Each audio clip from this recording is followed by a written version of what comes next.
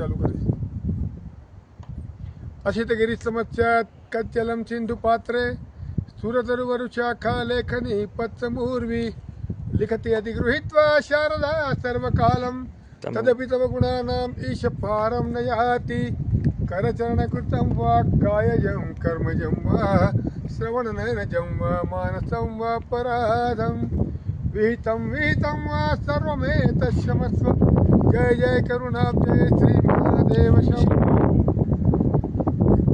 આ વર્ષે આપણો 2025નો ભંડારા માટે અમે અહીંયા સ્થળ પર ઊભેલા છે.